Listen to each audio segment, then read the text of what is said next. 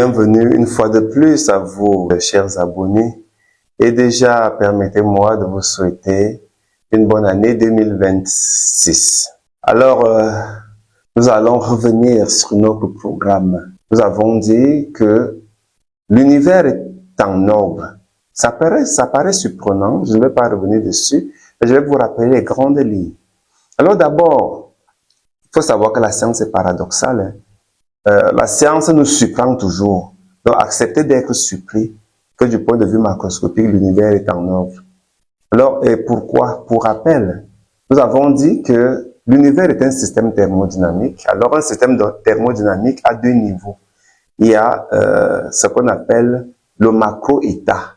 Le macro-état, c'est la structure générale. Et le macro-état est presque toujours en ordre. Ou alors, il tend toujours vers l'ordre. Ce macro-état-là est constitué de micro-états. Eux sont toujours en désordre parce que n'importe quel macro-état est constitué de milliers de micro-états. Et ces micro-états se succèdent. Et c'est ça même la grande formule de la thermodynamique, la grande formule de Boltzmann. Logarithme W, W c'est l'ensemble des micro-états d'un système, et fois KB. Ça donne un chiffre exponentiel. Et nous avons encore dit que l'univers est en ordre parce que si l'univers était en désordre, la relativité générale d'Einstein serait fausse. Je ne vais pas entrer dans tous les détails, mais je vous fais comprendre que la relativité générale d'Einstein est l'instrument mathématique, physico-mathématique, qui nous permet de saisir l'objet physique à l'échelle macroscopique, tout l'objet physique à l'échelle macroscopique. C'est la loi de la relativité générale qui nous permet de le saisir. Alors, pour ce qui est de la formule de l'univers, la formule de la relativité générale, c'est quoi? C'est d'un côté la géométrie de l'espace-temps, cette géométrie de l'espace-temps qui est la courbure de Ricci moins 1/2 de la courbure scalaire fois la métrique. Cela est égal au contenu de l'univers qui est 8 pi g sur c à la puissance 4 fois tenseur, énergie, impulsion, et tout ça s'égalise. Voilà la formule de la relativité générale. Et cette relativité générale-là nous dit que l'univers est constitué par, n'est-ce pas, son contenu. C'est un système thermodynamique où le contenu, son contenu, n'est-ce pas, joue sur sa géométrie, la géométrie de l'espace-temps. Et son contenu, c'est quoi? C'est les étoiles. Alors quelqu'un pourrait rétorquer que si l'univers était en ordre, pourquoi il y a des météores qui se baladent à gauche et à droite? Non. Les météores n'influencent pas dans l'analyse parce que les météores peuvent être considérés comme des perturbations. Le contenu de l'univers, ce sont les étoiles. Ce sont les étoiles qui sont les grands corps massifs, les grands corps pesants qui influencent la géométrie de l'espace-temps de l'univers. Ce sont les gros objets qui tordent l'espace-temps. Les météores sont considérés en physique comme des bruits de fond. C'est-à-dire que des bruits qui sont toujours présents dans un système, qu'on ne peut pas effacer, mais qui n'influencent pas en tant que tel. Ce sont donc des perturbations. Les scientifiques les appellent les bruits de fond. Alors nous avons énuméré tout cela, on ne revient pas dessus. On a également dit que le Big Bang n'a jamais été une explosion comme on le croirait. Sinon, l'expansion s'arrêterait déjà puisque le principe de l'énergie mécanique est de se vider. Donc l'énergie potentielle se transforme en énergie cinétique. Et lorsque cette transformation est complète, le mouvement s'arrête. Donc si le Big Bang aurait été l'explosion, qu'on croit, il y a longtemps que l'énergie potentielle serait complètement vidée en énergie cinétique et l'univers ne serait plus en expansion. Et nous voyons que c'est le contraire qui a lieu. L'expansion continue en s'accélérant. Voilà, donc ça veut dire que ça n'a pas été ce que l'on croit. C'est pas une explosion. L'explosion, je l'ai déjà dit, c'est une boutade, c'est une moquerie que les théoriciens de l'état stationnaire ont fait, pardon, à l'endroit des théoriciens du Big Bang, se moquant donc de cette nouvelle théorie, et ils ont dit le grand boom qui est venu à partir de rien. Voilà, on ne va pas entrer dans les détails. Si vous voulez davantage mieux comprendre cela, rentrez dans la première vidéo. Dans la deuxième vidéo, nous avons parlé du niveau micro. Et nous avons dit qu'au niveau micro, c'est le désordre. Les microstructures sont toujours caractérisées par le chaos moléculaire. C'est un désordre, n'est-ce pas, qui est dû aux particules. Les particules se meuvent toujours. Les particules ne sont jamais tranquilles. Le principe d'un atome, c'est de bouger dans le mouvement spinal. Donc l'atome n'est jamais au repos, ne dort jamais. Il ne vit pas comme vous et moi. Il ne connaît pas de sommeil. N'est-ce pas? Il me décrit toujours un croisé mouvement, n'est-ce pas, qui caractérise les particules quantiques qu'on appelle le spin. Donc l'atome connaît trois mouvements. Le mouvement ordinaire, le mouvement rotatoire, le mouvement angulaire autour de lui-même et le mouvement spinal.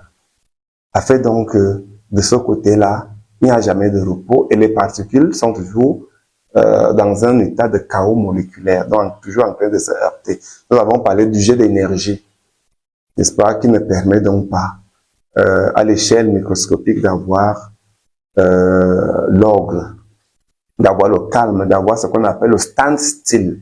On n'atteint jamais le stand-still, qui est l'état d'équilibre, un état de paix à l'échelle quantique. Alors la question demeure, que doit-on conclure? Doit-on conclure qu'on a affaire à un univers désordonné du point de vue microscopique ou ordonné du point de vue macroscopique? Alors nous sommes là devant un dilemme épicurien, un dilemme cornélien. Nous sommes là devant une situation difficile, un antagonisme que je qualifierais même de difficile à trancher. Alors, ce que nous pourrions dire ici, c'est que dans la science, on ne fait pas d'équilibre. Nous n'avons pas fait d'équilibrage. Nous allons partir des théories, n'est-ce pas, pour trancher. Alors, de façon générale, nous allons poser un univers ordonné. Nous ne disons pas que tout de suite, tout est déjà en ordre, mais que l'univers tend vers l'ordre. Pourquoi je le dis? Alors, on va d'abord faire intervenir la philosophie qui nous permettra d'aboutir à la physique. Alors, Platon avait déjà essayé de traiter d'un problème dans son dialogue intitulé Parménide. Il parle de la question de l'un et du multiple, les paradoxes de l'un et du multiple. Il dit que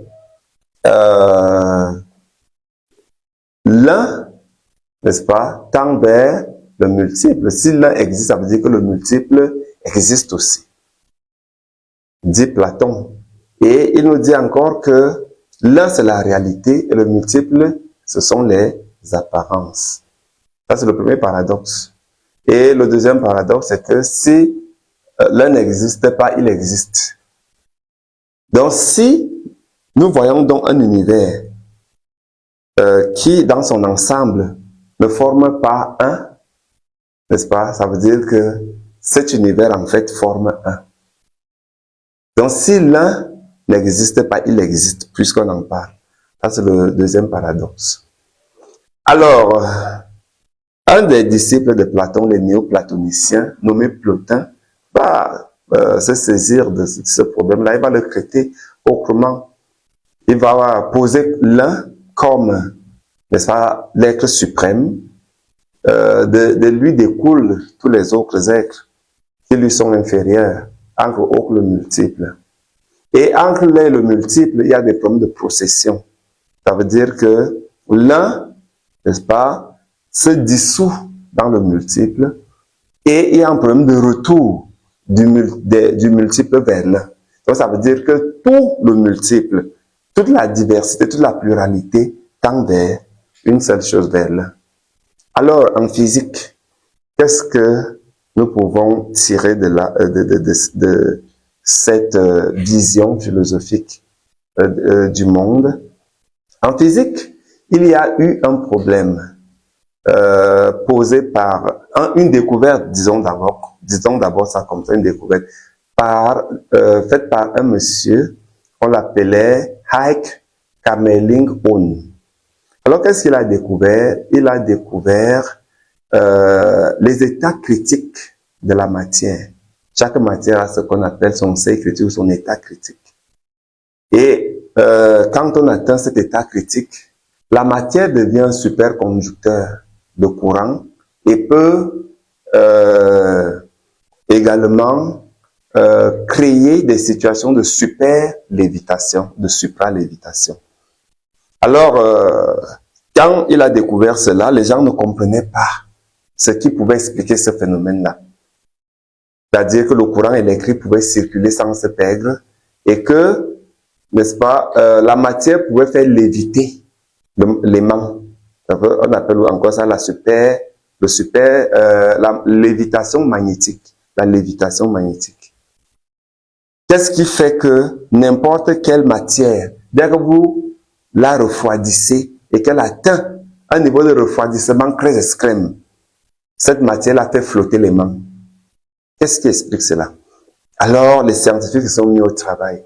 Ils sont mis au travail jusqu'à ce que un groupe de physiciens qui est arrivé à expliquer le phénomène, n'est-ce pas? C'était 3 physiciens. On a donné à leur explication le nom de modèle CBS. Cooper, Brandon, Schrieffer. Alors, cette explication s'appelle la paire de Cooper. La paire de Cooper signifie quoi?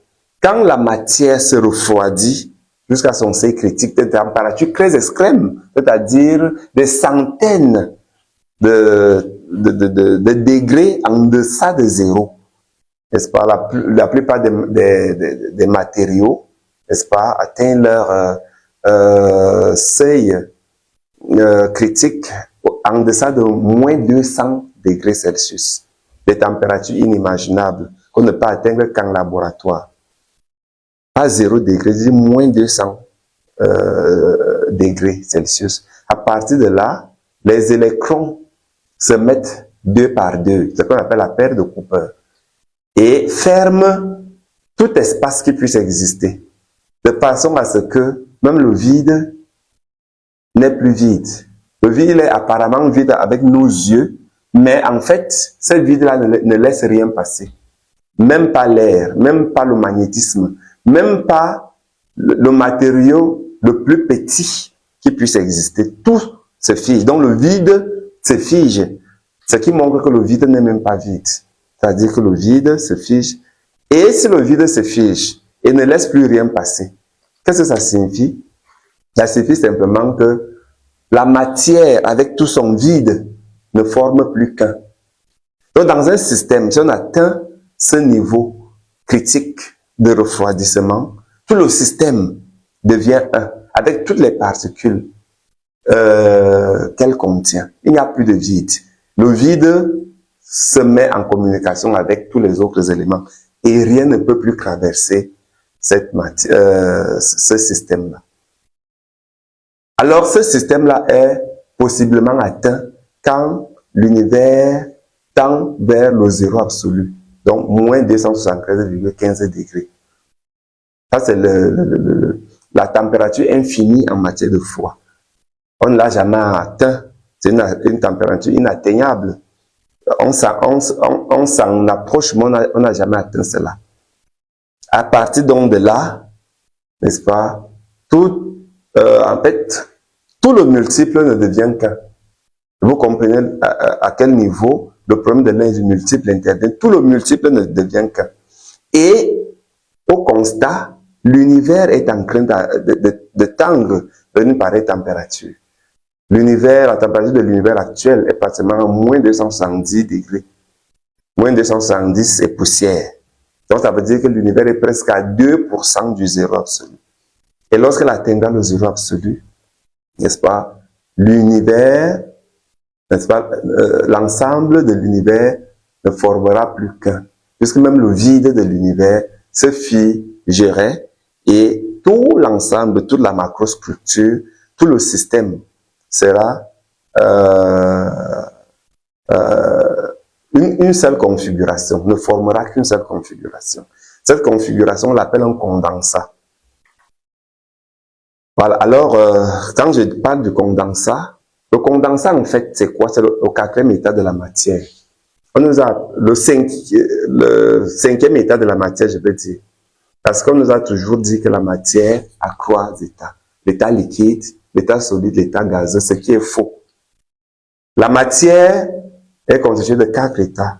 L'état liquide, l'état solide, l'état gazeux, l'état plasma, c'est-à-dire que lorsqu'on chauffe un gaz au-delà d'une certaine température, presque 3000 degrés Celsius, n'est-ce pas, ce gaz devient du plasma, c'est-à-dire du gaz ionisé, c'est comme ça qu'on appelle encore ça. Donc, une soupe d'électrons, n'est-ce pas, les électrons forment une soupe qu'on appelle le plasma. Et l'univers, tout l'univers est formé de plasma. Les parties de l'univers qui sont solides et liquides forment pratiquement 1% de tout l'univers. Le plasma constitue 99% de toute la matière de l'univers. On ne peut donc pas négliger cela. Et maintenant, il y a un quatrième état découvert par deux personnes, Bose et Einstein. Ils ont gagné un prix Nobel. Bose a écrit un article, n'est-ce pas, qui avait été envoyé en comité scientifique. Et le comité scientifique a rejeté l'article, se disant que l'article n'avait pas de sens. En fait, il était sur la voie de la découverte d'un quatrième état de la nature, de la matière, qu'on appelle le condensat. Alors, Einstein a récupéré cet article, il s'est mis à réfléchir dessus, il a trouvé que ce que Bose avait écrit était très pertinent. Ils vont donc découvrir un quatrième état de la nature et gagner un prix Nobel. N'est-ce pas, qu'on appelle le condensat de Bose-Einstein.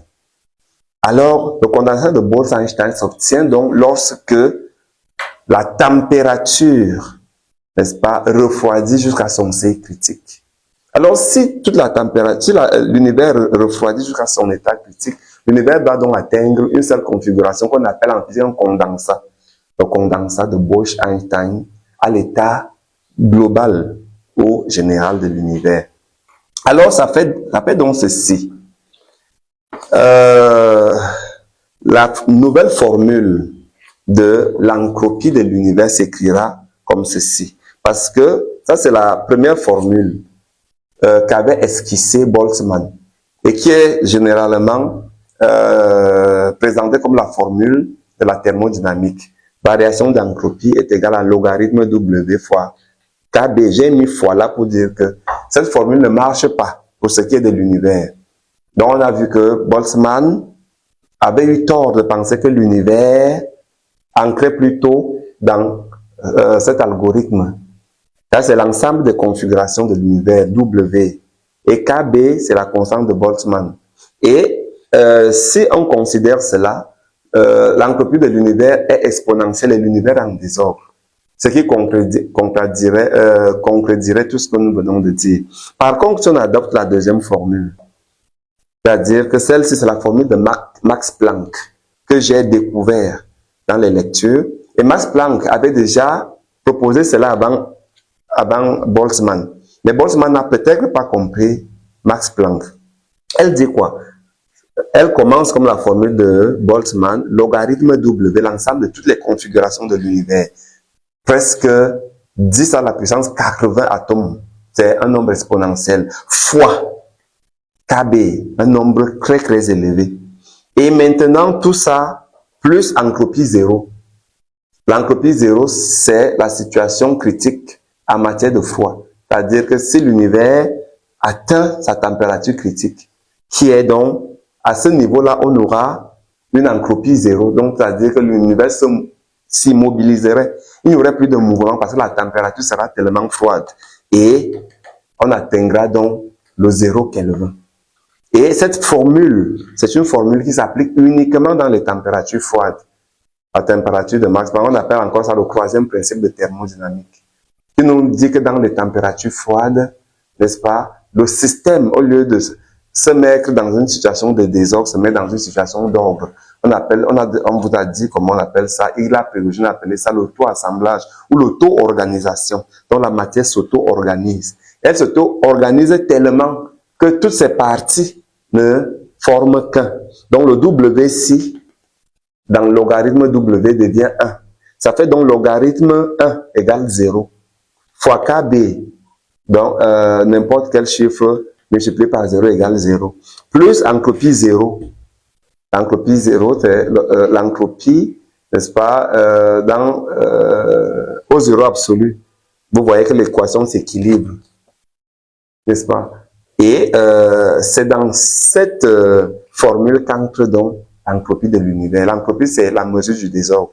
Ça fait donc que la variation d'entropie de l'univers tend vers 0. Ça veut dire que notre univers a tendance à s'organiser au fur et à mesure que le temps passe et est en train de frôler le 0 absolu. Nous avons dit que l'univers a commencé par une température presque infinie. En physique, il n'y a pas de température infinie, bien sûr.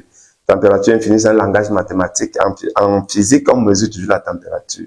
On parle de la température à l'échelle de Max Planck, qui est pratiquement de 10 à la puissance 32, n'est-ce pas?